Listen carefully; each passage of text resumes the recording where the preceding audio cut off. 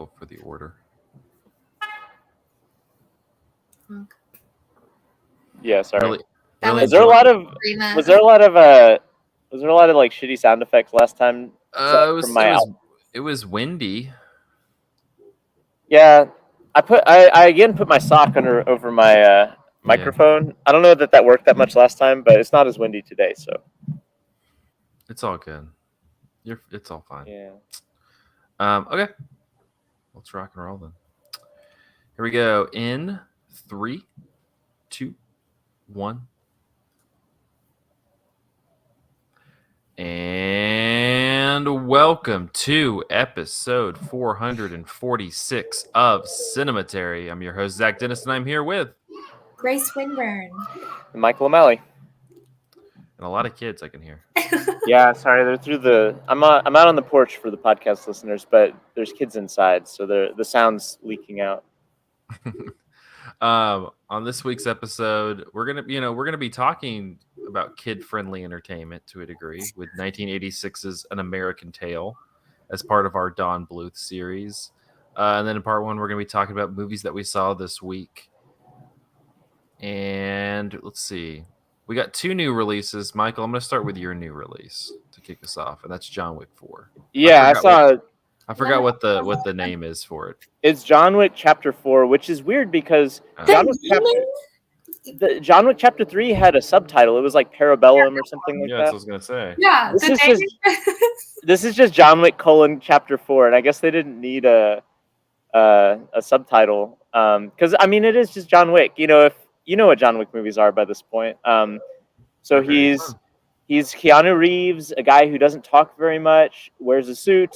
Way back in the day, his dog got killed and that like drug him back into the mob, like this like incredibly Byzantine like underground world that like spans the globe. That's like got all these like fancy rules, and anyway, he's still doing that.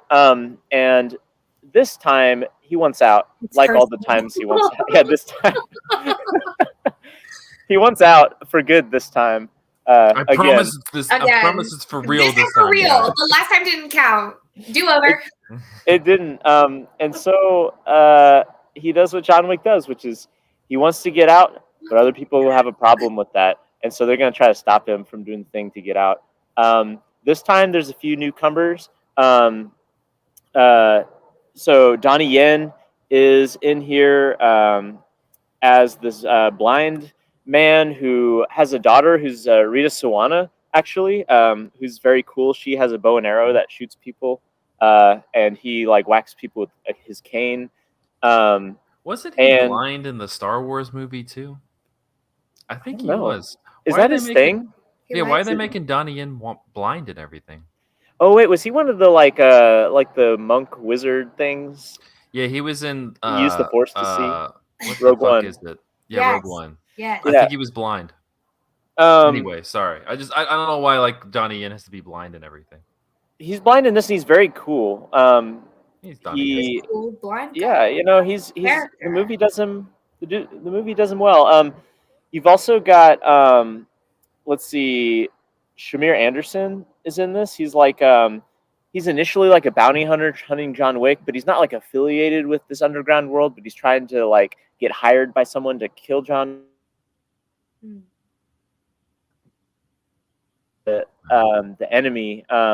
He's this guy named the Marquis, and basically he's like chaotic, and he's not really following the rules, and he's finding all these loopholes in the rules of the mob. So like everyone in the mob kind of hates him, but he's also going after John Wick, and he's got all this money, and so he is kind of calling the shots this movie. But he's Bill Skarsgård, so he's kind of like this like lanky kind of small-looking dude who mostly uses his money to hire other people or manipulate other people. So John Wick's kind of on the run from him. You've got Lawrence Fishburne returning. You've got Ian McShane returning as well. Wait, what? Yeah, Lawrence Fishburne. Or not Lawrence Fishburne. Sorry, Lance Reddick. Oh my God. God damn, dude. You gave me a heart attack. Sorry. April Fools. Sorry, I was like, April Fools, no rules. Yeah, Lance Reddick is in this posthumously, but so yes, rest in peace to him. But My As far bad. as I know, Lawrence Fishburne is alive and well. Breaking news. Do it on the little ticker. Do the little. Cinematary leaks the fact. death of Lawrence Fishburne. Let's do it now. So anyway, like I said, this is a John Wick movie. So This is such a good audio gag, everybody. yeah, Sorry. this is very funny. Cinematary. Fun fact: Lawrence Fishburne is not dead. More on this at 11. It doesn't Yes. say that, but We better not still be recording at 11, or I'm going to start falling asleep like I did in John Wick. I saw John Wick very late at night, and it's a long movie. This movie is almost 3 hours, so that's like my main critique that I'll kind of like throw out up front, which is that this movie is an hour and 50 minutes long, or 49 minutes long, which is, or excuse me, 2 hours and 49 minutes long, which is too long, I say, especially because the pace of John Wick movies, as you know, has kind of developed into this, really intensely choreographed, elaborate action scenes followed by like very vibey and very like slow dialogue scenes in which like people talk about like covenants and trade coins and say like the old ways are dying and that sort of thing. And to be honest, those dialogue scenes kind of dragged in this movie, and there's most of them are like in the front half of the movie. So the front half of the movie is like mostly setting up all this stuff, and then the back half of the movie is where it really kicks into gear. Although there's of course fight scenes throughout. There's a really cool fight scene at the beginning where John Wick is on horseback in the desert, and they do the whole like Lawrence of Arabia thing where someone blows out a match and it does a cut to the horizon, which is very neat. There's like some pretty cool like illusions in this movie. But like in the midst of all this action scenes, there's a lot of like pieces placing together. We got to introduce like Bill Skarsgård and all that sort of stuff, and it kind of takes a long time because they've got almost 3 hours to burn. But eventually, he gets to this point where he's in Berlin, and I don't remember why he's in Berlin, but all of the new guys, like the bounty hunters, are coming like swarming him in Berlin, and there's this fight scene in a club. And that's when the movie really kicks off, I think. Like this fight scene in the club. It's like this club with waterfalls in it. And so they're like going through waterfalls and just beating the crap out of each other. And then everyone's just dancing because there's like club music going on. And like they don't seem to care that there's like a, homicide going on in this club. Everyone's just having a great time. And I was having a great time in the club. And then from there, he's got to go to France. And he's going to have a duel with Bill Skarsgård, and then there's this kind of like time sequence where he's got to like get to this church by dawn, basically, and it becomes like a western, like literal like spaghetti western, like stings with like all that like crash or smash zooms or whatever those are called, and that's all really good fun too. And so overall, I came out pretty high on this movie. If you like movies, this is going to be up your alley. If you did not like the other John Wick movies, it's not going to sell you on anything. And yeah, that's my take. Actually, my last take, and I wrote this on Letterboxd too. I'm sorry about the siren. You're coming for John Wick, It's all the people that John Wick just slams to the ground, honestly.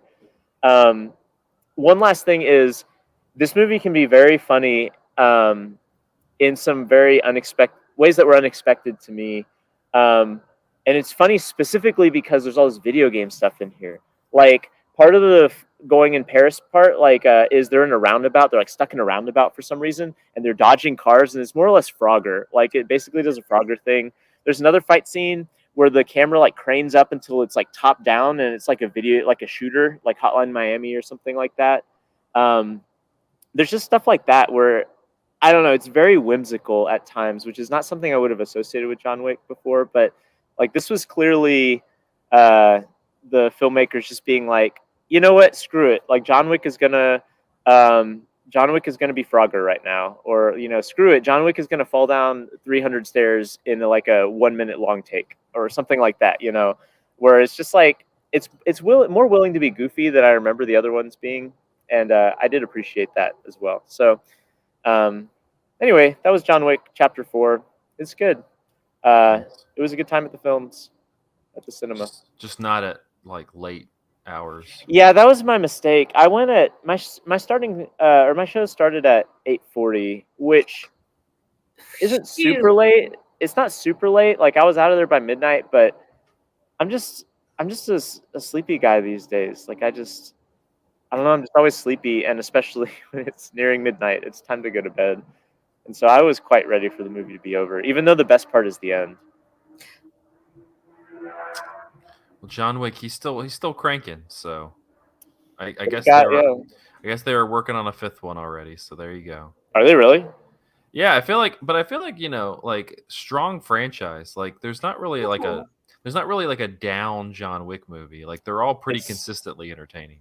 it's true. I would be curious, without spoiling anything. Like I'm curious how they would continue from this movie. I mean, I guess they always can continue. Like Well, they do have some like spin-offs I know in the works. Yeah. So I think they're going to go that direction, but I want to see the at the same time though, like Keanu's kind of the hook, so he is. Although like I said, like the new people in this are pretty good. Like Rita Sawano is really cool. Like I would watch a movie starring her and Donnie Yen, No, like she's the amazing. father-daughter combo. I don't know. Yeah. Well, John Wick 4, it's in the theaters now. Also in the theaters now is Creed 3, which I caught up with this past weekend. Real quickly going I'm on the on cinematary.com writing about how much I fucking love the first Creed movie. And so this is the first time since like it'd been like 5 or 6 years since I had watched the first Creed movie. The first Creed movie is fucking amazing. Just a great movie. Just all around like just it like the way it's mainly like after watching these other two, which aren't like awful movies, but you can tell that like Ryan Coogler is on a different level than everybody else, related to this franchise. Like he has Peter Labuza had a really nice kind of breakdown on Letterbox of Creed, and he just Kugler's kind of like Spielberg in a way. It's very unfortunate that he got stuck in the fucking Marvel machine and shit. And is not making like, because even though this is a blockbuster movie, this feels very much like kind of he had free reign to just kind of do whatever he wanted with the Rocky franchise. But there's just these moments that you don't get in the second or third movie that you get in the first movie that are just kind of these subtle character moments that really don't seem like much. It's usually Coogler kind of lingering on a scene. So like, Adonis Creed, the Michael B. Jordan character, might be, you have like this great back and forth where, Adonis and Rocky are like hitting the bag together, and it's like, early on in the training, and then he brings it back later when Rocky's dealing with his cancer diagnosis, and it's just Adonis like hitting the bag. And you have like Rocky will just kind of linger at places. So Sylvester Stallone's so goddamn good in this movie. Like it's really like they should arrest Mark Rylance for winning an Oscar that year. It's really a crime. And Coogler just like understands like how if you linger in scenes a little bit longer than you probably should, and you just kind of let these characters like just act natural, you really like you get this like really beautiful sense of like who they are, sense of place.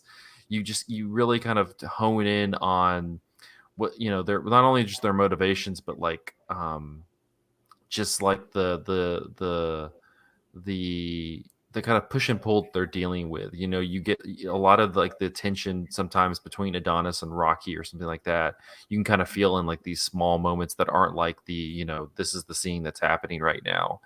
And Coogler's just really good at kind of giving you those little small moments that add up to really getting a firm texture of this place and these people and like where they're at this point in their life that I don't think you necessarily get in the other two movies. So Creed's amazing. If you've not seen Creed, like it's on HBO Max right now, like go do yourself a favor and watch that. It's so well edited. It's incredible. One of the best blockbusters in the last 15 years. Creed 2 is less so. I remember kind of being disappointed when I saw it, but it was also like Creed was like up here for me, and then like so like really Creed 2 was going to be a disappointment regardless. The thing that's frustrating about that one is you still get some like good Stallone moments, Michael B. Jordan is fine. He's not great really in these franchises. He does what he can with the character. Like what makes these movies great are the, you know, Stallone moments, or in like the second movie, like the Dolph Lundgren, Victor Drago moments. And like that's what was kind of a bummer in this second movie was sorry, Grace, I'm gonna mute you. I'm getting some feedback. No, it's Michael. I take that back. I'm so sorry, Grace. I had my mic off. I was surprised. Yeah, I don't know. Let's see. Okay, we're good. The second movie, like the best part of the second movie is like these is kind of the tension between the Dolph Lundgren Drago character with his son Victor. You know, they're famous from Rocky IV, and like compared to the first movie, which is Adonis kind of like trying to build his own legacy out of the shadows of his very famous father, Apollo Creed, and like the Rocky legacy and all this kind of stuff. Like this one's way more interesting because of the events of the fourth Rocky movie. Like Drago has just been kind of relegated to nothing at this point. Like literally, it seems like his life leading up to the events of the second movie are all about like, I'm gonna like get back to where I was because Rocky defeated me in this fight, and so like I'm gonna make my son like a machine that will then go to America and like get us all this prestige and pedigree back. And you get a little bit of that, but you don't really get enough of it. And like that's kind of like that tension because you can, and again, like I feel like Coogler would have handled it better because he would have really captured those small moments between Dolph Lundgren and the actor playing Victor Drago, because you can tell by the Victor character that like he kind of feels like he's in this because his dad is you know, forcing him to. There's one scene where he like immediately, like he directly kind of hints at that, but like I don't know, I feel like there was room to really kind of dig into that a little bit more. That's just, there's a lot of meat left on the bone in that movie that I kind of didn't totally, that I felt like there was more that could have happened. But at the same time, still, like, you know, I think I liked it more this time. I still think there's a lot of good stuff going on. Stallone again is still really good. Just kind of having this estranged relationship from Adonis a lot of the time. So then Creed 3, which came out a couple weeks ago, Michael B. Jordan is behind the camera. There was like a whole thing. I guess Sylvester Stallone kind of wanted to like recapture the Rocky franchise, and they kind of they were like, no, we just won't use you anymore. We're going to kind of follow the Creed stuff. And Ryan Coogler came back and like wrote the story and kind of worked on that end of things. And Michael B. Jordan does a solid job of directing. You know, he doesn't, again, he's, you know, Ryan Coogler is more talented than him and like directs better, you know? So like, it doesn't have those touches that make it really like a special movie like Creed was. But he films the fighting like a lot better than Stephen Caple Jr., who did the second movie. Like I was reading an interview, and like he was talking about the influence of like anime and things like that, like in terms of like how to how to kind of frame the fighting. You kind of get that, like the way that he sets up these fights feel a bit like a boxing match, but also feel like something like ripped out of a graphic novel or ripped out of an anime. Especially like you have this, so the story in this movie is Adonis has like reached the peak, he's retired, he's kind of like, he's got him and Tessa Thompson, like they have a kid now, like they're just kind of building that post career legacy. And so then this face from his past, played by Jonathan Majors, who was somebody who Adonis ran with kind of when he was younger, who pretty much the story was that there was an altercation, the police got involved, the Jonathan Majors character pulled a gun, and he went away for many, many years to jail while Adonis ran off and got away. And then had like this, you know, crazy boxing career. And so Jonathan Majors has like been in prison for a long time. I don't want to say that. He might be in prison, you know, now, judging by his like whole legal situation. His character was in prison for a long time in the movie. So he finally gets out. He kind of, you know, it's one of those, like he hits him up, and Adonis is like, oh yeah, you know, whatever I can do to help, I'll be happy to help you. and he's pretty much like, yeah, I want to win I want to be trained and like win the heavyweight title. And Adonis is like, yeah, that's not how that works. And he's like, well, I don't care, I'm older and I like need to make this happen.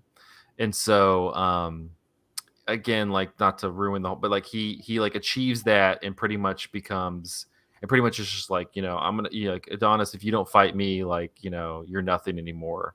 And so naturally, because it's a Creed movie, you're like, got to set up that final match. And the final boxing match between them is pretty, like, Jonathan Majors is just carrying that movie. Like, he definitely is like a level up from Michael B. Jordan in terms of acting. Like, he just has like this, it's not despair, it's just like this ambivalence. Like, like, you look at him, and Adonis always has kind of this like, like fiery, like, I'm going to defeat you, you're the enemy type face to him. And constantly the Jonathan Majors character, who is, I think it's Dame. Yeah, Dame. He kind of just has like this ambivalent look. Like, Jonathan Majors has like his face just kind of like drooped down and like completely unengaged with like, this is a fight to the death. We're gonna like, we have to like do this. Like, there's not it's not about like competition to him. It's like this kind of, it very, very much feels like this life or death situation. And the way that Michael B. Jordan films the final sequence, like, they go a couple rounds and then it breaks into like this almost dreamscape where, the whole audience of the match is gone, and it's like, completely black except for the boxing ring, and like they're going back and forth, and like these echoes of the past are like shooting up around the ring around them while they're fighting. And it's just like this very like visceral, just kind of very stylized like way. Because I mean, you can just do the fights like they've been doing them for 2 movies now, and have they been doing them in like most boxing movies up to this point. But there's something kind of like at least new and fresh to like kind of bring this like stylized version that feels like they're bringing, because that last battle is much more like like internal than really like this external boxing match. And I felt like he was able to kind of personify that really well. Other than that, I don't want to, like, I've gone, way too long anyway. But I think overall it's good. It's not as good. It's probably better than the second one, but it's nowhere near the first one. But like, yeah, I mean, I don't know. If you like these movies, I think this is a safe one to go to, but I don't think it does anything. Like, I'm worried that these are kind of getting to be like Rocky movies now, where it's kind of like there's the formula in place that you can kind of follow, and so that's how it's going to be. I was about to ask you where you stand on the Rocky franchise, but I think you just answered that. No, all the Rocky movies are generally pretty fun, but they kind of get this like formula in place, like it's kind of, they all kind of go, and like that's fine. I don't know. I do think that losing Stallone hurts this one. Like, that presence kind of, Wood Harris is kind of his trainer in this one, and he does a good job, but he just doesn't have like that. He just doesn't have the gravitas that like Stallone brings in the role. Yeah, he's working on the blueprint from like Rocky 6, like Rocky Balboa. Like that's the movie where he gets that real like that depth to him. I feel like more so than the other ones. So I think you miss him a little bit, but I don't know. Overall, I was entertained. Jonathan Majors is very good in this movie, and kind of just solidifies more that he's a good actor. But yeah, I want to jump real quickly to the Heroic Trio, which I caught up with. They have a number of Michelle Yeoh movies on Criterion Channel right now. A lot of them that we talked about in our series, but we definitely they heard our plea for American distribution. Exactly. We made a difference. Yeah, so, they say that podcasts can't make a difference, and I think we did today. Yeah, and I hope, and I was reading something that a lot of those are going to get Criterion releases because they're on the channel. Which, if they put honestly this one on Criterion, I will buy it like first day. Like this movie, like, I'm surprised it needs to get picked up as like a good like midnight movie, or just like a really fun, like it's just an insanely fun, absurd surreal action movie. Like, I'm going to try to really just run through the bullet points of because if you're like, well, what's this movie about? I can't really tell you. I have no fucking idea what this movie's about. That you literally are like, I was texting Andrew during this, and like the first 15 minutes of the movie, you have Michelle Yeoh is stealing babies, and they've like had 18 babies stolen from this like very like it's, I don't know where in China it would be. It's just like this, like it's like this just comic. It literally feels like Gotham or something. It's like this comic book town. But yeah, 18 babies are stolen, and so then you have the police, this police lieutenant or whatever is on the case, but there's also this masked vigilante that's called Wonder Woman, who is also like trying to like figure out where the babies are as well. And mind you, also Michelle Yeoh has like this invisibility robe that allows her to just go places and be invisible. And at one point, like, is fighting this guy and chops off his finger, and the guy just eats his finger, and like, that's the first 15 minutes, and I'm like, what the fuck is this thing about? Wait, It's he great. eats his finger like of his own will? Yeah, he like goes like this, and he just goes, Oh, like, oh. Probably, okay. and then he swallows it. So pretty much the skinny of what's going on is this. There's this I don't know what the fuck he is, I'll be honest. This kung fu master guy who lives in the sewers, who is like training this army of like cannibalistic warriors, hence the finger eating, who are gonna lead this army. And like he's stolen 18 babies who like have this special gene who will make them the king of China. And Michelle Yeoh is like is pretty much like hypnotized by this person to kind of, or not really hypnotized. She's being blackmailed by this person because this scientist who she's in, like, again, like, just kind of roll with me, people. This scientist that she's in love with is developing the invisibility rope, and they've only got it set up so she can be invisible during the night, but he wants to get it set up so she can be invisible 24/7. And they're also in love, and she just like is so goddamn attractive this entire movie. Like just like I was in horny jail the entire time I was watching this. Between her and Maggie Chung and Anna Moy, like all of them. So then Anna Moy is playing like Wonder Woman. She's also the wife of the police lieutenant, but he like doesn't know that she's this masked vigilante. Then you have this other vigilante played by Maggie Chung, who's named Chat, who like wears these steampunk glasses and wears all leather too, and is really hot, and is like a sharpshooter. And you're introduced to her where she like shows up at this hostage situation, whistling "London Bridge is falling down," and like saves all these hostages.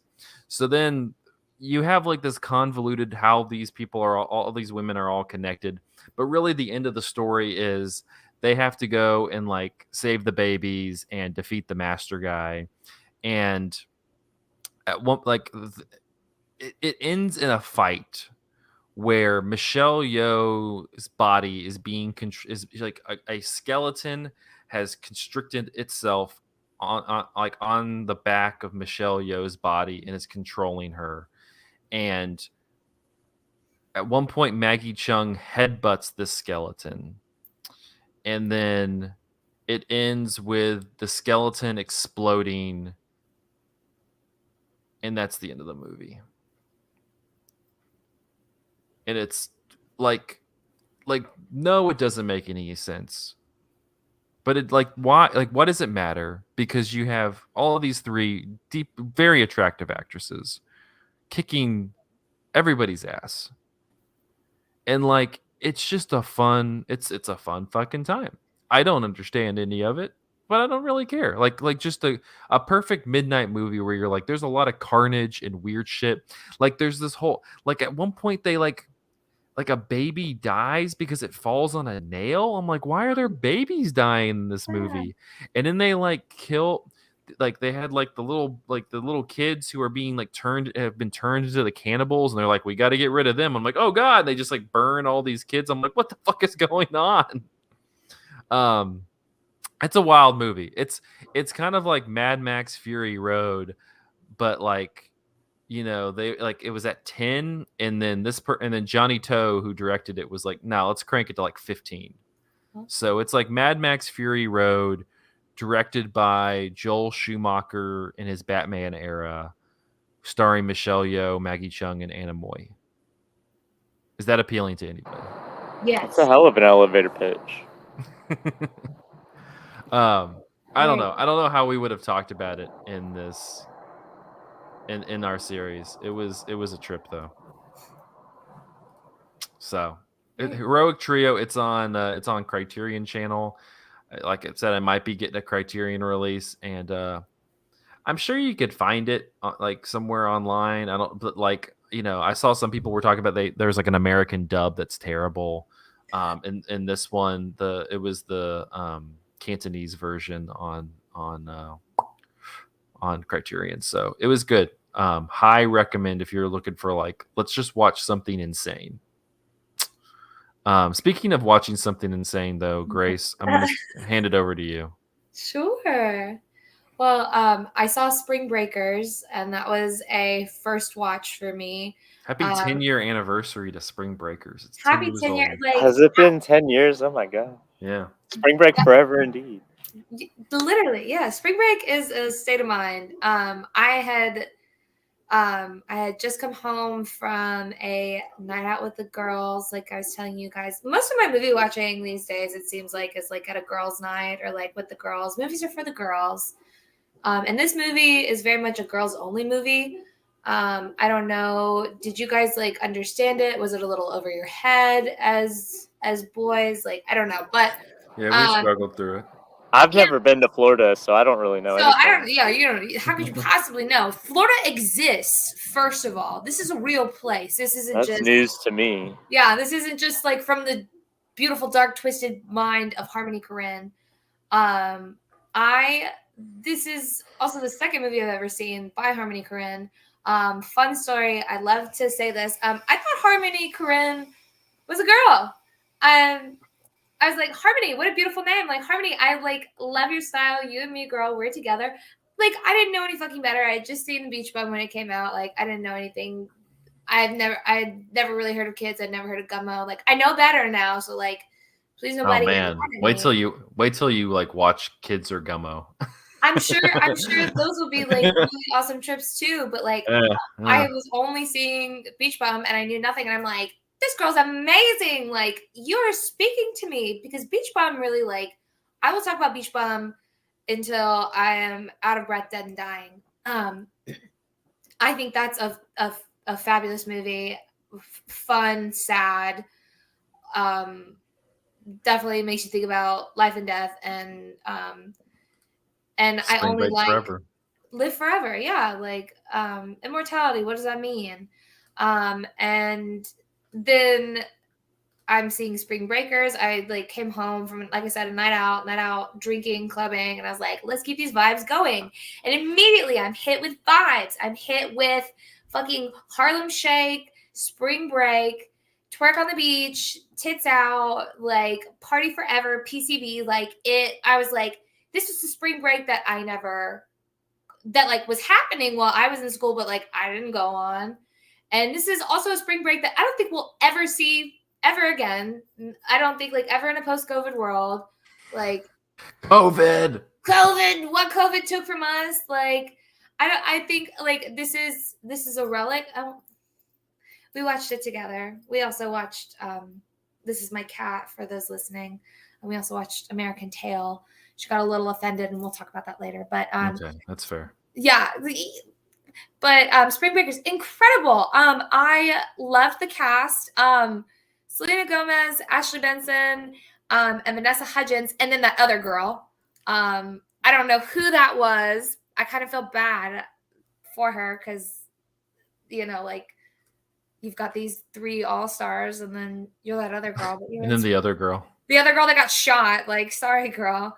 Selena is fantastic in this. She is so soft and natural and scared. And I love that her name is Faith, of course, because she is like she has like a more religious lean. And because they couldn't call her Dorothy with how badly she wanted to go home. Like, Faith just suits her. And then I don't think we get the other girls, or at least I didn't notice. I don't think we get the other girls' names until like later on, because that's just not important.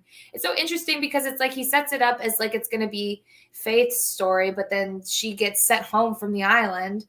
And then it keeps going, and then you think it's going to be another story, and then it keeps going, and it feels like it changed kind of directions. It's Faith, Britt, Candy, and Cotty. Candy and Cotty. And then good old Alien. Yeah, oh my God. James Franco as Alien, hysterical. Was Danny McBride busy? I wonder, because that's fucking Kenny Powers, like, right? Like, through that would have been pretty good, actually. I want to see a remake with Danny McBride in that role. I bet he read for it, and then damn. That would, like, I'm the whole time I'm sitting here, I'm like glued to my couch. I'm like, this Kenny fucking Powers, like, where's my time? Danny McBride is like, James. It's tired James Franco, wired Danny McBride. Yeah, like. Oh my gosh, I had never thought about that, but all the pieces are falling together. Of course, but it was right there. But he would have been great. But then it would have been too funny, and like I think that. But I also. Well, you also need to be kind of skeeved out by him, and like James Franco skeeves you out. Yeah, in the way that like Danny McBride would like definitely make you laugh, and there's definitely like a charm there that like is kind of I thought was missing. Like I get why why Vanessa Hudgens, Ashley Benson, like why they are attracted to him, like what he represents. Not so much like at all for like who he is. But he lets you look at all his shit. Yeah, look at my shit. Look at my shit. Like, hell yeah. That is, I mean, it was great. I wonder, like, did he make that character organically? Is he like so method? Did he go down to Florida, spend some time? I don't know. I would venture that James Franco does have shit you can look at. I don't want to look at any of his shit. Like, if he brings me back, like, yeah, that's probably true. But yeah, good call. But Spring Breakers is wonderful. It's these 4 gorgeous, sweet young girls looking for that like perfect, not so much party, but just that moment of like something more. There's more to their life than going to school. They want to have fun. They want to like do exactly what they want to do without consequence and freedom. And in their mind, like spring break is that. And like, I also get that as well. The way that they hype it up, the way that they talk about, things being different there, people understanding them.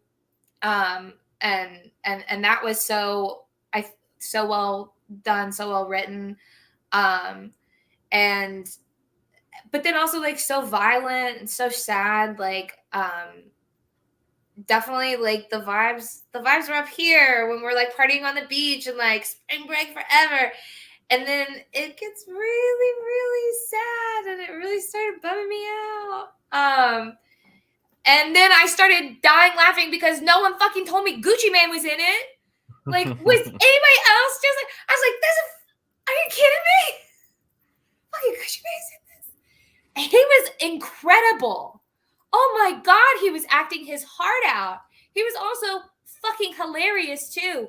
When he's like given the orders that he wants to hit on Alien, he's like, it's him. He's like looking at his people on this side of the couch. He's looking at his people on this side of the couch, and Camo follows him, and he's like, he's taking food out of my baby's mouth. My baby is hungry. My baby is starving. My baby needs to eat. Like, and he's bounced his little baby on his lap. It was just so funny. I mean, he acted it so well. It's so interesting. He's tough. He's direct. And then he's Gucci Mane's Oscar wear. Because then he would have worn it. Like instead of the ice cream cone, he would have been wearing that. No, he was so good, and you can really. I think it's so cool. It seems to me that like Harmony Korine really like he picks out these musicians, and he had Snoop, he had Jimmy Buffett and Beach Bum, he had Gucci Mane in this. I'm sure there are others and, more of his work, but his stuff is just so cool. I feel like I look up cool, like the word cool, and I'm like, yes, this is it. This is cool to me. This is interesting. This is compelling. And I think it is so fucking cool that these two probably like 21-year-old girls have this, like, shoot their way out alive, away from this life, and leave it all behind, or so we think. I think that was so cool. Like, what an interesting ending. Of course it had to end that way, and like, and I feel like that's sort of like foreshadowed in everything that they do. Like, it's always cutting to them partying, and they're always like, they're always doing little things, and like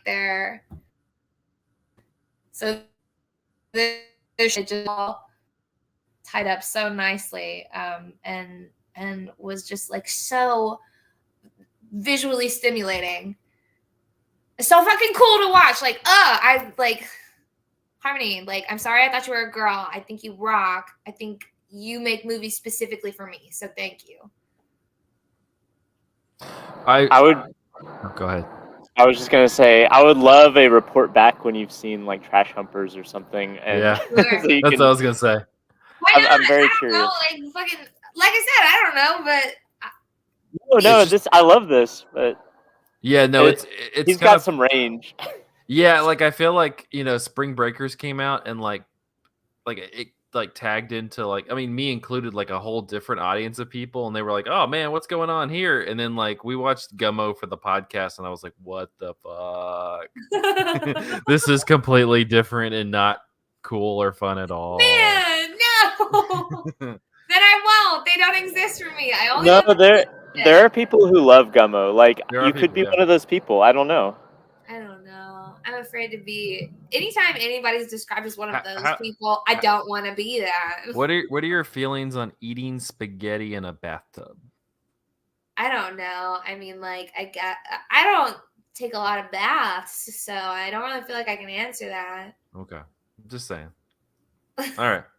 Well, we're gonna head into a break real quick, and then we will be back. Coming to America and finding a new life away from cats in An American Tale in Part 2 after this. In this anti-cat propaganda. Did you guys hear that? What happened? Oh no, maybe you don't. I've got these really cool neighbors. Wink. And somebody's like revving something outside like they do every night. Oh man, Zach, I gotta apologize too, because someone was shooting off fucking fireworks like down the street. I thought there were gunshots at first, but it's fireworks. That was you. I heard something, and I usually I'll hear gunshots here. As soon as it started going off, I hit mute. I was like, oh shit, but then I saw the flares in the sky, so I was like, oh, it's all good. There's somebody like unloading. It's John Wick. There's somebody unloading the truck right now. So there's also like, I don't know if they started a fire with the fireworks, but there was like a fire engine like running down a block from my house. I don't know. You're gonna have all sorts of start the bullshit. Fire. That's what they said when the fire truck. They probably did say that. Yeah, they probably did say that. Yeah. It wasn't quite so noisy last time out on the porch, but it's maybe the last porch recording that I make. No, commit to it. It's nice. I'm not the one that has to edit this together. Oh yeah. Michael, I'm glad we both enjoyed the American Tail letterbox review. Fievel, you dumb bitch. Dude, the whole movie, I was like, Fievel, what the fuck are you doing? Yeah. Like at the beginning of the movie where there's the fucking like hurricane going on, and his dad's like, Fievel, come back, and he's like, I just got to get my hat, and he like throws the hat at the fucking door. He has an adventurous spirit, and I will defend it. He's a dumb bitch. No, he's not. Dude, I'll say this on the podcast too, but I like Fievel Goes West in spite of Fievel, not because of Fievel. I kind of want to watch that because I didn't realize that James Stewart was in it, and he's wild. He's a sheriff, right? Isn't he? Or something like that? He's the dog sheriff, Wiley Burp. But this is also like James Stewart in like his twilight. So, like, the way that he records these lines, they're kind of sad because you can hear him, like, Five. but it's so good. And American Tail Five Goes West is so much more than Fievel. The music. Also, like Fievel, I also like the Letterboxd review, which is Fievel can't sing for shit, and that's also true. Rebecca was watching this with me, and when he started singing "Somewhere Out There," she was like, "Oh, honey." There was just, I love that Letterboxd. Cry. Letterboxd's reviews, man, like people enjoyed the movie, but then we're just shitting on Fievel. It was great. Oh, yeah, we can get into it. We can. Let's go ahead. Hold on, I gotta set up my Audacity again. Got things to say. I got a lot to say about An American Tail. What'd y'all watch it on? I watched 123 movies. Me too. Yeah, no shit. I watched it on Internet Archive. It was like a VHS rip. Yeah, it was. It was awesome. It was like grainy, and it had like the. That's fun. I started that, and I'm like, I surely can find a better version of this. Yeah, the 123. Well, because that's what I watched it on. I watched it on my grandma's VCR. Yeah, like, that's true. Yeah. And I was like, the 123 rip was pretty good because it also had captions, and I was like, fuck yeah. Yeah, they'll like opencaptions.com. You know you're in for a banger when that happens. Yeah. Well, like I was surprised it wasn't streaming anywhere. I'm like, how the fuck is this not streaming somewhere? Yeah, Secret of Nim was on like a dozen different streaming services. It felt like. This seems like kind of one of those like it's on Amazon Prime fucking somewhere. But $2.99. I wonder. Let me look before we do Land Before Time in the next episode. There can be another 123 movies for me. Get that my VHS. Jarvis just had. No, it's on Netflix.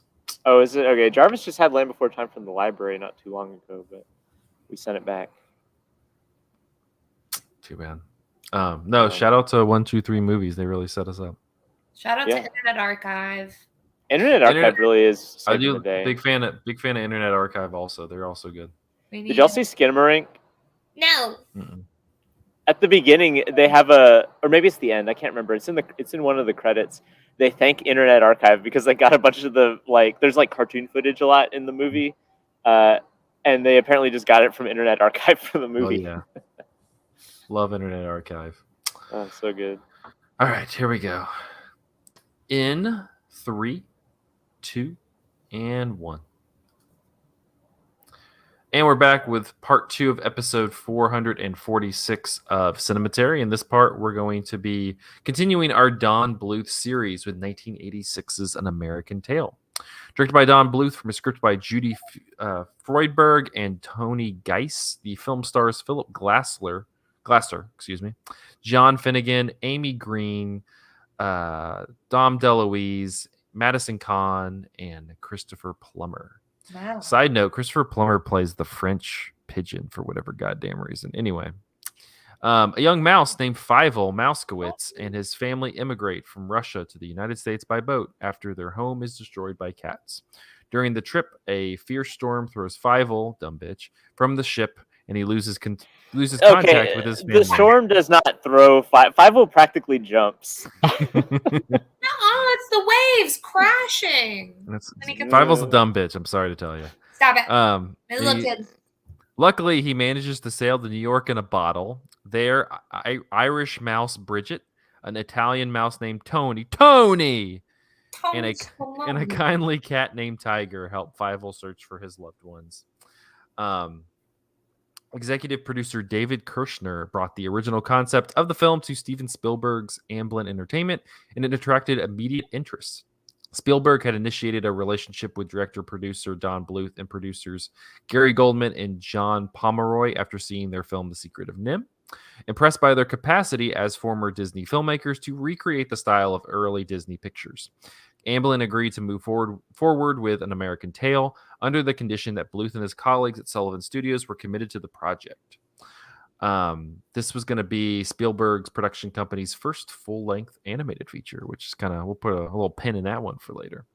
The character named Fievel is misspelled Fievel, it's correctly spelled Fievel, but it's misspelled Feivel in the opening credits. According to studio production notes, Fievel was named after Spielberg's grandfather, who immigrated to America from Russia. The scene in which Fievel presses up against a window to look into a classroom filled with American school mice is based on a story Spielberg remembered about his grandfather, who told him that Jewish people were only allowed to listen to lessons through open windows while sitting outside in the snow. I don't remember that scene in The Fabelmans, but that's fine. Spielberg eventually won out, though, because they were kind of going back and forth. Don Bluth thought that Fievel was going to be a little bit too difficult for people to remember, but Spielberg went out because he's Steven Spielberg, and but they decided. Wait, the name Fievel was going to be too hard to remember? I guess so. Well, Two syllables, man. So. Well, they decided to call, Tony's going to call him Philly, and that kind of changed everything. He's Philly and Fievel. Philly.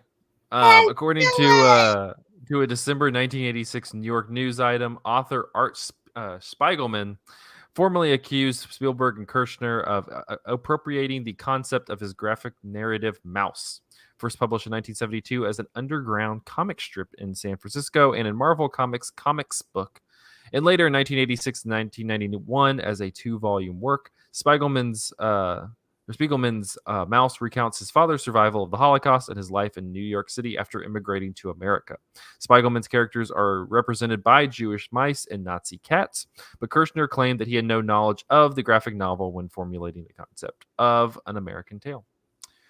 Originally, the concept consisted of an all-animal world like Disney's Robin Hood, but Bluth suggested featuring an animal world existing as a hidden society from the human world, like his own Nim and Disney's The Rescuers. Spielberg agreed after viewing The Rescuers. Bluth described the process of voice casting as, quote, sometimes you can select a name voice, i.e. a well-known actor, because it fits the essence of the character so well. Other times you need to seek an obscure voice, close your eyes and just listen to it. If it has the highs and lows in the deliverance of lines and it captures the focus of the character, it allows the animators to get a true fix on the action. Philip Glasser, who played Fievel, was discovered by accident when Bluth and his crew overheard him auditioning for an Oscar Mayer commercial. Nehemiah Persoff, a respected actor in many films, was chosen to play the part of Papa Mousekewitz, mostly because he had a similar role in Barbra Streisand's as Barbra Streisand's father in Yentl. John Finnegan won the role of Warren T. Rat by reciting excerpts of Shakespeare's Hamlet in the voice of a Brooklyn taxi driver. This idea inspired the writers to make Warren a pretentious illiterate who continuously misquoted Shakespeare. Spielberg's original version for the film was as a musical. It is said he wanted a hi-ho of his own, referring to the popular song from Disney's Snow White and the Seven Dwarfs.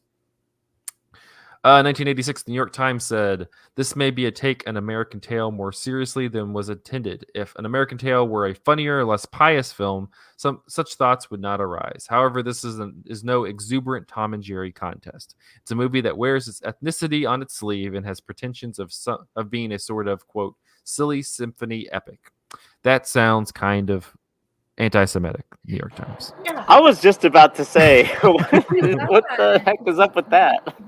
The LA Times in 1986 said, it's a strikingly original and frightening effect in a film that borrows heavily from other cartoons, notably Disney's Pinocchio and Bluth's Banjo the Woodpile Cat. Some unexpected bits of animation that demonstrate how good these young artists are and how much better they could be given a good script and better direction.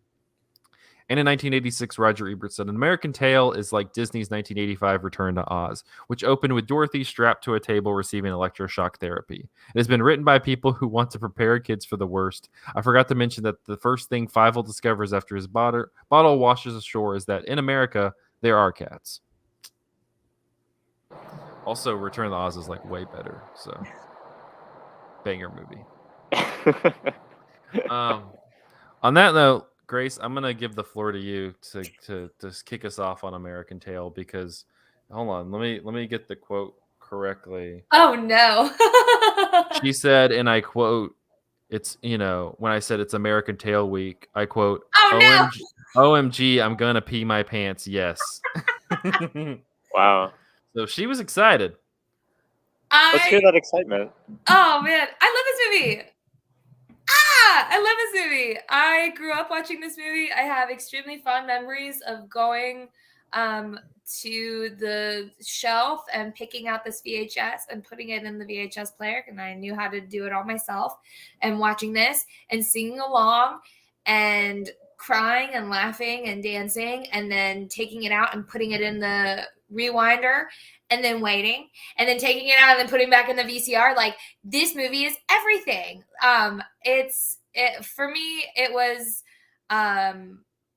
it held my attention. My parents watched it with me, and that was also like a big that was like a positive check for me, that like, oh, okay, like even my parents are interested in this, like they'll watch this with me, because most of the time they're like, no, we're not gonna watch your kids movies with you, like you got a nice little like bonding moment. But actually fun memories singing along. I like remembered somewhere out there, like when I found the VHS rip of it on Internet Archive, I was like, oh hell yeah, like this is exactly how I like to consume this. And I quoted the movie and I sang along, and I sure did cry, maybe a little harder, just for 6-7-year-old Grace. And so much I want to tell her. This movie is still so good.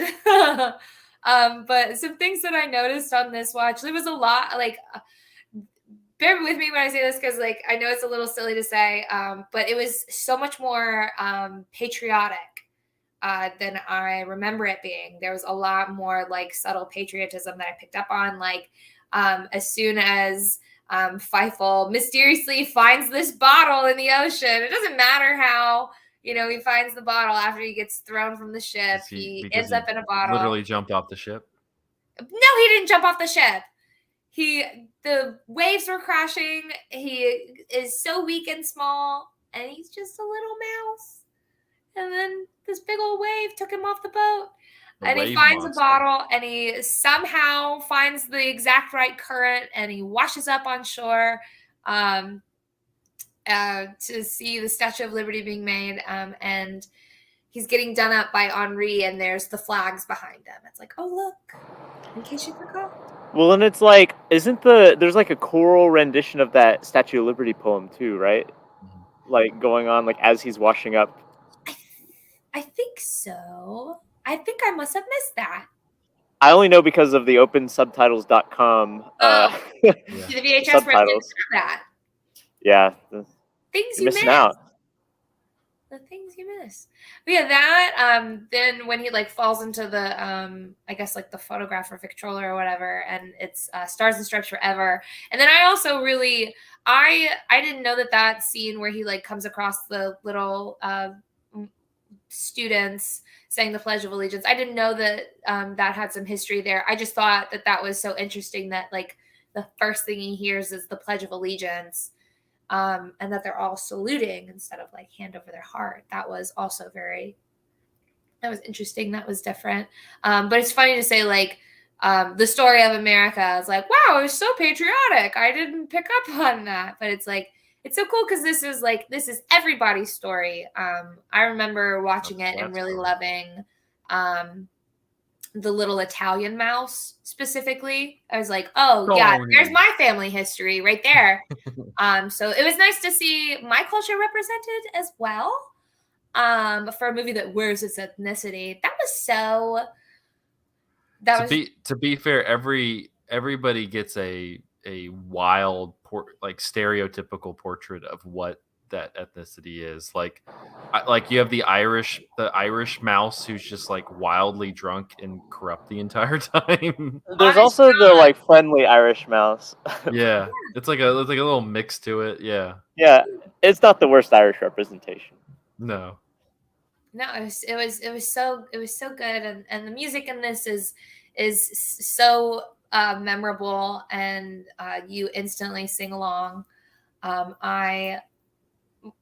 Like I said, Somewhere Out There like makes me cry, and No Cats in America, like that's a number. Like what you were saying, looking for his own like hi ho, like I think No Cats in America. I think that ticks that box. So this is a fantastic movie all the way around. Feifel is a sweetheart. I think he has an adventurer spirit, and that serves him well as a independent and adventurous American when we go west. But his little curious mind and nature and spirit does get him into a whole lot of hijinks. Michael, were you was this one that was on the rotation when you were younger? Rotation is probably the wrong word. I saw it a few times.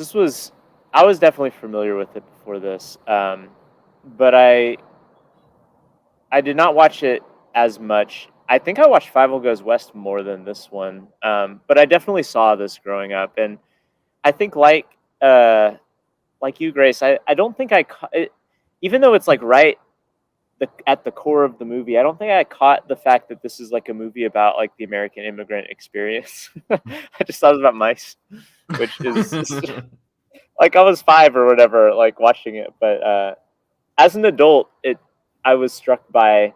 I knew, like, after having reflected on it as an adult, I kind of knew what I was in for in terms of the themes. But I was struck by like how conflicted this movie is about that narrative, because on the one hand you have all this like explicit like kind of nationalist or jingoist like patriotism in a way, like the Statue of Liberty like winks at you, that's like the last shot, right? Yes. And like there's all this like pro-America stuff, but then there's all this like devastating stuff about like how America is a lie, you know. And it's weird that those coexist in the same movie, because they both seem like sincere sentiments held simultaneously. Like it doesn't seem like the movie is trying to be. I mean, there's some stuff that's like openly ironic, like the No Cats in America is, of course, like meant to be like kind of naive. But some of the other stuff, like with the French pigeon being like, "Oui, you're American now," and like like you're my little immigrant, my little immigrant. Again, American. Again, that was voiced by Christopher Plummer. Very, very strange casting, but like all of that stuff seems to be sincere. But as soon as he gets into New York City, as soon as Fievel gets to New York City, he's like picked up by like a child trafficker, basically, who's gonna like sell him into like child labor. Like that happens immediately, like as he goes into the city. And then you have all this like kind of like amazing like, oh, we're all immigrants and we're gonna like protest the system and drive the cats out of America and all that. And that's all very like sincere and cool, like, and like kind of like the like archetypal like of like, protest and like, we're standing up for ourselves.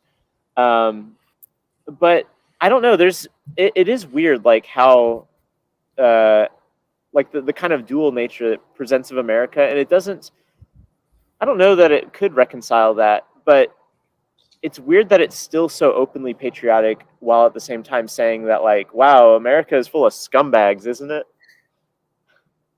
All I want to say, Gigi, come here. I want Don Bluth to look this guy in the face and say, "Why do you hate him?" A wildly anti-cat movie. Why do you hate this? Why do you hate him? What has he done to you, Don He Bluth? made the argument that not all cats with Tiger. That's true. There's the token nice cat. Tiger's great. I love Tiger. He's probably my favorite. I think I had a tiger stuffed animal. He was such a sweetie.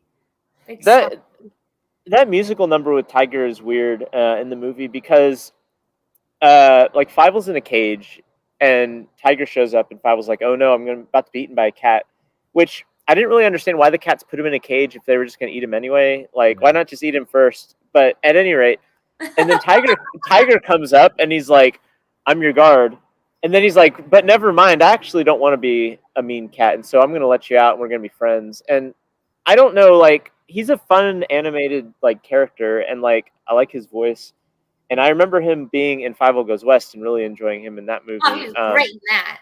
But in this movie, he seems like a weird afterthought. Like, he shows up like over halfway through the movie and only shows up to let Fievel out, and then later on kind of helps with the little mechanical scary Yeah. What is Oh, it? the giant A mouse of dog? Minsk. Yeah, the That mouse of Minsk. That It did look like a dog. I horrifying used to thing. always think it was a dog when I was a kid, but it says so on the side of it. Yeah. Yeah, because it's based on the story his dad tells at the beginning of the movie, right? The giant Or mouse of Minsk. Yeah. But anyway, like Tiger's kind of weird. This whole movie's kind of weird in the sense of how episodic it is. Like characters kind of come and go because like Fievel's just running around looking for his dad. Like he literally, anytime he sees a dark, scary hole, he runs into it and is like, "Dad, you in there?" And so like he's constantly leaving characters and then they come back, and that makes for a weirdly structured movie. And I don't know if that means that it's bad. I kind of like how shaggy this movie is. It reminds me of, even though it's later than this, it reminds me of like kind of 70s. It does kind of remind me of The Rescuers, to be honest. That kind of just like we're just walking along and oh no, now we're meeting like this kind of animal who's this kind of ethnic stereotype, and then I don't know. It's a very free flowing and loose movie compared to, let's say, like The Secret of Nim, which is so full of ideas and like packed so tight Yeah. with stuff that it feels like it's like the opposite. Like this movie is allowed to breathe and meander in a way that surprised me, returning to it as an adult. Yeah, so this is actually the first time I've ever seen this movie. I never watched Oh, it as a really? child. Exciting. Yeah. How'd you feel, Zach? I mean, I don't have that like nostalgic attachment to it, so I was just kind of like, okay. I mean, like I said, that's why I was like, Five, you dumb bitch. Like you're being stupid a lot of the time. It's you're creating your own problems to a degree. Yeah, I didn't like I don't know what to say. Like I don't have that like nostalgic attachment to it. So a lot of it was just kind of like, glossing over me, and I'm like, I mean, I'm sorry. I just never it wasn't something I was watching uh what I thought I was watching when I was younger. I did like what you were describing there, Michael, like the shagginess of it. Like you just kind of did like pop around to like these different I honestly wish like you got like 20 or so minutes more in the movie just to kind of like add more, like let's just pop around to different like sections and communities of this little mouse New York world, because you really don't get too much time in any they it's all like Fievel's just like, I gotta go find my dad. But yeah, the music didn't do anything for me. I had no emotion. The final animation, it was interesting. I was reading one of the reviews, I think. Yeah, I think it was on Letterbox, talking about like the first half of the movie is very lively and bouncing all over the place, and then the second part of the movie kind of becomes a more traditional like Disney movie with like zero stakes and just kind of plods till toward the end, and that's kind of how I felt. Like I wasn't super invested by the end of it. I was more enjoying just like the walking, like just random bouncing around, Fievel running into different characters and different weirdos and things like that. Him just narrowly missing his family at every turn. That used to drive me Like nuts. seriously, Yeah, it's great too. I like that. My like he's at that rally. He's literally on the stage in a rally, and there's a woman with a tall hat in front of them, and they can't see him. Papa, I can't see over her. She's too big. Yeah, like that drove me nuts. Like how they go by the little sewing or like the bag that the family like took up residence. I loved the way that they painted like the mouse immigrant experience as just like literally any hole in a wall that they could find, or like any suitcase or bag or box they've like made into a home, sort of to like to me that sort of like mimicked what like I know to be like the crowded New York tenement experience, like just anywhere that they could fit people.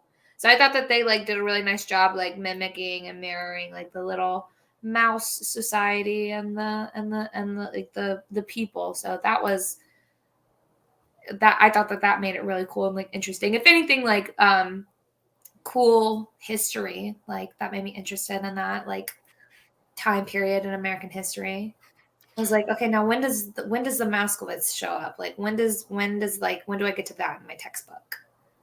I do think like my favorite parts of the movie are the kind of things at the periphery, like the like a lot of the character animation doesn't do a lot for me, like because it's so cartoony. Like all the mice are just these like spongy, like blobby things, and they they're kind of goofy, but then the backgrounds are extremely moody and textured, and I love that. And I love how they, like you were talking about, like depict these kind of like very small scale, like little corners in New York, like these kind of like dusty, like they're in the middle of like bricks or pipes or things like that. And the way it's drawn is very, um, it's very like dark, like the colors aren't very bright, and it I don't know. There's a lot of I don't know. There's a lot of texture to the backgrounds that I thought was really interesting. And then like every once in a while, when you get a glimpse of the human world, it's kind of striking too, because the animals are all very cartoony, and then the humans are extremely realistic. And that's again very interesting. And they're usually like kind of wreathed in shadow, or like have this weird lighting on them or something. I don't know. I think that the look of this movie is very striking. And it's not the same as Secret of Nim, but it like evokes that same feeling. Like this isn't a very Nim in a lot of ways, but like when you look at the kind of the backgrounds and the kind of stuff that's in the corners of the frame, you can kind of see how this came from the same like animation perspective in a way, and I think that was cool.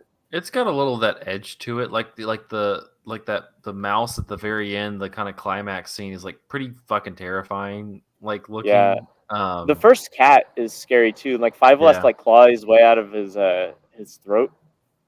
Yeah, you just have that like very graphic scene of like Five getting eaten and then clawing his way out of the cat's throat. Like there's like just like the even the hurricane you have. I was when I was doing the notes, I was reading that Spielberg made Don Bluth cut more of like the wave monsters. Like he really like got into like creating these like monsters out of the waves that then were like hitting the ship. I thought that looked cool. I know, right? I wanted more of that. Spielberg, how could you?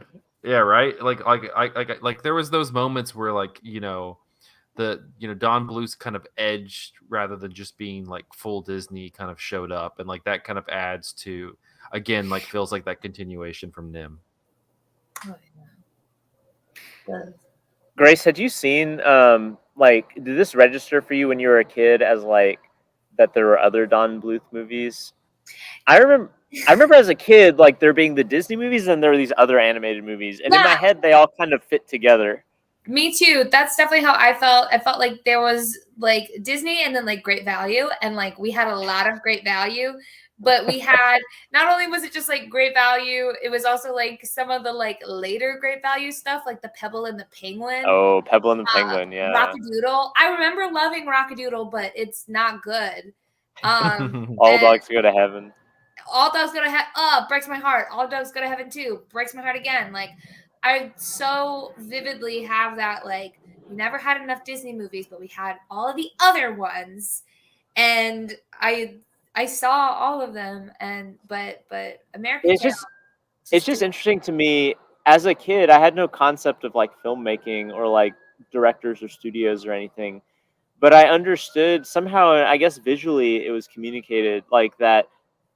Those all came from the same place, and the Disney movies all came from the same place. And it wasn't just like, obviously the Disney movies had like the Disney castle at the beginning, but I think that there is like a visual or at least like a aesthetic sensibility that ties together a lot of those like 80s and early 90s Don Bluth movies. That's kind of interesting that they're similar in a way. Like they all have these like protagonists that are very young and like adorable, but also very like constantly traumatized. Like I guess we can talk about Land Before Time next week or next time we talk, but like that's definitely that. And then I don't know, there's just something about it. The way that he like anthropomorphizes animals, if it feels cohesive in an aesthetic way that I don't necessarily always get from like let's say Disney movies, which can be like wildly different from movie to movie. Mm-hmm. Yeah, I just remember like always being like my emotions just always being so heightened watching these compared to Disney movies. Disney movies always kind of felt one note to me. They're Um, very they're whimsical and yeah, fun, as opposed to these, which are like which bummers. make me sad, make me cry, make me happy, like really like got a lot of emotions out of me, like as a kid, that like um otherwise wouldn't come out or I wouldn't confront. And looking back, I think that that's really cool, that that's sort of like um something unique to these Don Bluth animated movies, that sharpness. Sorry, somebody just revved their car. That sharpness, that really like cuts through your poor, sweet little tender child heart. And what's left is like, why is this making me sad? What about this um, is making me so emotional? And it's that isolation as a little kid, or in some of the other movies, it's like loss of life, or mortality and stuff like that, and confronting it in these safer environments. So that's also something so different that I would notice as a kid, but like that I'm able to articulate as an adult. Um, in terms of like this is like an Amblin product, this is the first, like I mentioned before, this is the first full feature animated film that Spielberg did, but then of course that would turn into later, the formation of DreamWorks Pictures and Shrek and How to Train Your Dragon and all that stuff. And he's always siphoning off ex-Disney folks too. Like, yeah, well, yeah. I don't know what's up with that, but I think it's funny. Well, it's just kind of like from some of the quotes and notes in this one, like he just like he wants to like capture like that Disney magic to a degree with like he doesn't want to just make an animated movie, and it's it's kind of interesting. This one, I feel like this one feels more like in the realm of like How to Train Your Dragon, which is kind of like trying to do its own thing. It's not like Shrek, which is like very much built on like cultural references and fairy tale references and things like that. Um, and so it's kind of curious to like look at this as this kind of starting point for what would end up being, DreamWorks Animation, which we talked about last week, is kind of now turning the corner to being a little bit more interesting than at least for me, a lot more interesting than a lot of the Disney products that are coming out right now. I'm looking at some of the other Amblimation movies, because like I guess they didn't. Don Bluth and Spielberg didn't keep working together, but like I'm having flashbacks looking at these titles, like We're Back, A Dinosaur Story. Did y'all watch that? Fun. That's another movie with like really striking, scary stuff in it. Yeah. Like the dude, like the villain gets eaten by the crows at the end. Like it's just a screw eye. Like that was terrifying. Yeah, I did watch Balto. Yeah, that's kind of a weirdly like melancholy movie too at times. I don't know, like I think one of the things that's interesting about like the hegemony that Disney has over American animation is that like basically until like kind of recently, like until maybe like the 2000s, like every single animated project that has like any sort of budget or theatrical ambitions in America is in some way a reaction to Disney. And I think that's kind of like interesting that there's like this adversarial relationship like throughout like the like 70s and 80s. Like Ralph Bakshi is like intentionally doing stuff that he knows that Disney would never do because he hates like what Disney represents. Mm-hmm. And Don Bluth is intentionally doing stuff that Disney wouldn't let him do, because of his own like frustrations with Disney. And like the Amblimation stuff, I mean, like Spielberg worked with Disney, I guess, with like Who Framed Roger Rabbit is a collaboration with Disney, right? But at any rate, like a lot of these movies are like counterpoints to what Disney was doing at the time, and sometimes like really strikingly so. Like, isn't this the same year as The Great Mouse Detective? Like, that's another like period piece with mice that Disney did. I like The Great Mouse Detective more. Great Mouse really good. I might too. The Vincent Price rat is really good. But I don't know. It is just interesting that all of these have like a symbiotic or parasitic relationship with like Disney and claim their identity based on being something that's not Disney, which I don't know. Like that's not really animation, I guess, but it's interesting in terms of looking at these individual projects. Mm-hmm. And this came out after The Rescuers? Yeah, The Rescuers is in the 70s sometime.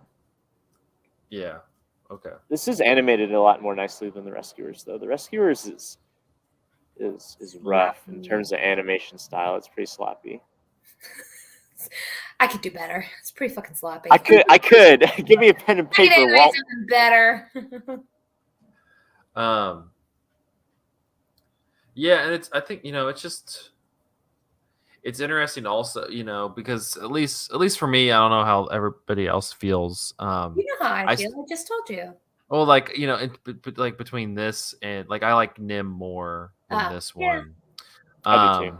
And then we're gonna do Land Before Time, which I haven't seen in forever, so I'm curious to see if it's like, I know like the emotions, but it's like a very sad movie. But you did grow up with Land Before Time. I did but I'll be interested to see. I haven't watched it in so long. Like I'm like, but it also, is it a good movie? This is the thing about Don Bluth. He doesn't usually make good movies. He just makes movies. Yeah, which I mean, I respect that. I got no problem with that. Yeah. And then we're gonna get into like Anastasia and things like it. Like it's just kind of interesting, like the kind of the path he takes, because it's not. I don't know. It's like, so it's animation's also so kind of weird to talk about, because it's kind of like you have to have there's just kind of like these animators who have this very stark style, like you mentioned Ralph Bakshi, like you wouldn't mistake a movie of his, like right. Whether you like it or not. Hayao Miyazaki like has a very distinct style to his movies, and even today with like the Spider-Verse movies, distinct style that like people respond to. And like Don Bluth has a style, but it's just kind of like this amalgamation between like residuals of Golden Age Disney and kind of his own reinterpretations of it. And for whatever reason, it just kind of, I feel like, lives in this like middle ground of, it's not showy enough to be like heralded necessarily, but it's also not bad. And so it's just kind of like this middle ground, and like there's not really ever time to like give attention to the middle ground animators, at least. I think his stuff is so context dependent too, because like for instance, like Secret of Nim is good, but I think it meant a whole lot more if you watched it in the early 80s, when like that kind of like craft in animation was just like so few and far between, and like specifically that kind of like seriousness with like a feature film in America was like more or less unheard of. And like I think in the same way, like American Tail is kind of that. Like if you look at like the Disney stuff from like the 80s, it's like struggling on an animation level, because it's starting to incorporate like some of the like caps and like computer animated stuff, but like they weren't yet giving all the budget to it, and like the Black Cauldron was a disaster and stuff. Like those the like a lot of the movies at the time were just like these shambling like Frankenstein creations, and like this is a fairly cohesive movie in terms of like the aesthetic it's trying to do, and like the level of professionalism in terms of like how it's animated. And I think that now it's harder to appreciate that. And like even when I was a kid, like growing up with like 90s Disney, but which by that time was like these, pristine blockbuster productions, like it was kind of hard. It always felt a little bit cheaper, but I think that like if you watch it in the context of like The Fox and the Hound or The Great Mouse Detective is kind of Disney regaining its footing, but even so, the animation can be a little rough at times. Rough in that. I think that these movies stand out a lot more if that's what you're getting with animation. Sure. No, I would agree with that. Any final thoughts on American Tail before we wrap up? Any last defense of Fievel, Grace? I don't know if it's gonna sway us, but like, Oh, I remember watching, and I don't think I was ever like, Fievel, come on. I think I was like that the entire time. The part that gets me is the part when he gets swept off the boat, aka jumps. like a lot of the other stuff is him just being naive. But Yeah. he intentionally throws his hat through the door and is like, Dad, I gotta go get my hat, and jumps into the extremely dangerous storm. Just like all around stupid. Just a stupid move. I'm sorry. My cats will do that with their toys. They'll like toss it under a door, and it's like, oh, I have to go get that now. That's crazy. So I think they got it from American Tail. I thought he was so sweet and so brave when he comes out there and he's like, don't worry, I'll scare them away, when he starts to like bang the pots and pans to scare away the cat sacks. Would we say that instead of Cossacks? The cat sacks? Like, I don't know. I think they call them the Cossacks, but like cat sacks sounds better. Yeah, and then in America they could be the like catspitalists. Ah! Hey. Yo! We're so good. But I thought he was brave and curious, and those are two sweet qualities in your protagonist that's taking on a whole new world. I think him ditching his parents for the first few weeks while he gets the lay of the land in America, best thing to happen to him, because he doesn't have them holding him back. Like, his dad's old, his mom's got the Tanya. I mean, she's like, Tilly. Oh no! Skip it. Did I cut out? A little bit. No? Oh, I don't know. It kind of sounds like that Arrested Development gag where he's talking about his mom and then it just bleeps for a long time.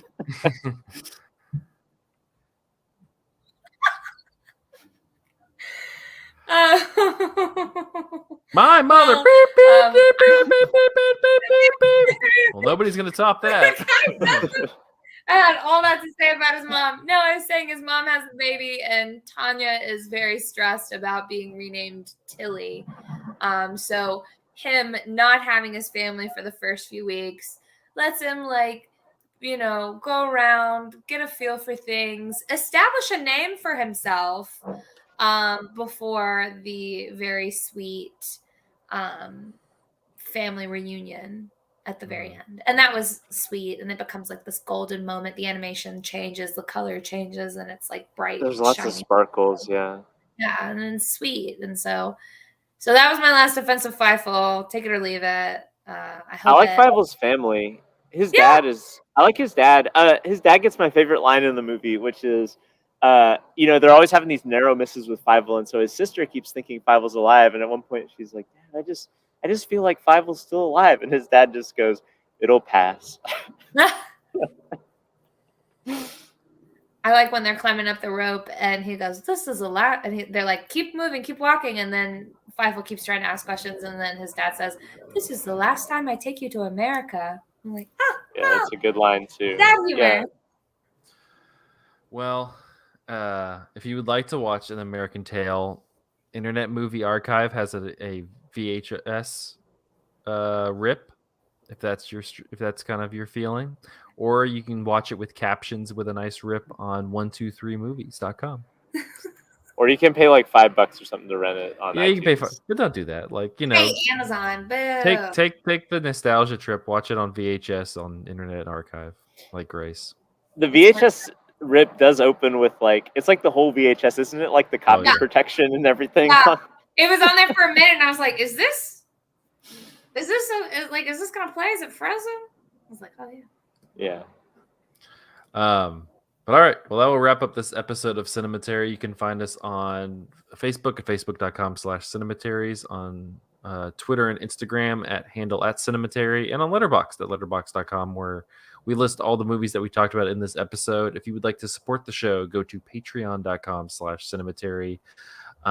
We're happy to, you know, any support for the show is welcome. Thank you to our patrons, Cam, Chad Newsom, Candace Sisson, Ron Hayes, and Teresa Marsathi and Tyler Chandler. Thank you so much for your patronage.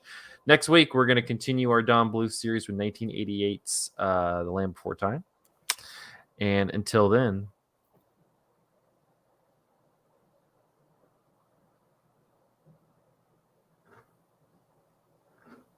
wait, that's the end. I kept waiting.